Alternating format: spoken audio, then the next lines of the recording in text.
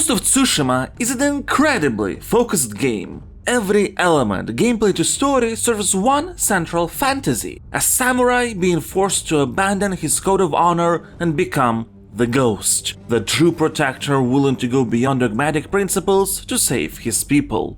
Ghost of Tsushima is well aware the honorable samurai image is rooted in ahistorical stereotypes, since it is a deconstruction of this show, gradually revealing how honor is a facade the caste itself cultivates to hide their hubris, hypocrisy, and the desire to control common folk. At the beginning, our protagonist Jin Sakai feverishly and honestly holds on to the samurai principles due to childhood trauma. But the invasion of the Mongol forces, who are regrettably pretty one-dimensional as antagonists go, can't be defeated with this code of honor, forcing Jin to reevaluate his whole belief system, kickstarting a dramatic arc that extends beyond Jin in the main story to all prominent side characters in the optional missions. This constant re-evaluation is also part of gameplay. Early on, Jin literally refuses to go with dishonorable methods, so players have no options beyond direct sword-to-sword confrontation. As the game progresses, the toolkit expands layer upon layer: assassinations, archery, combat and stealth tools, stances. Every gameplay facet is extremely polished, with a lot of depth and room for creativity.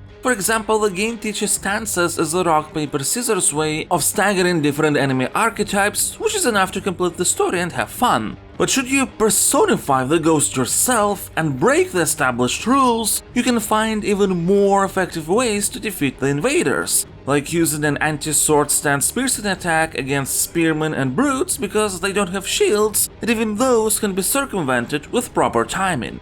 This freedom of gameplay approach doesn't always extend to mission design that, while varied, at times can feel too rigid. And the open world design is a bit at odds with the progression representation. Ghost of Tsushima goes for an immersive, minimalistic approach when it comes to on-screen UI elements. Instead of, let's say, a compass pointing towards a tracked objective, we have wind, smoke shows locations of quests and camps, birds can lead to side activities. And yet, even though these side activities, let's say, bamboo stands, haikus, shrines and more, all have a direct purpose for progression, like increasing your health, resolve meter, reward and charms with which you can customize your builds, there's also a map that gets gradually filled with question marks and a screen tracking how many of these activities you have completed. All that goes against the relatively dense placement of activities, which is fine for natural discovery, but being constantly nudged towards them from afar can potentially feel repetitive.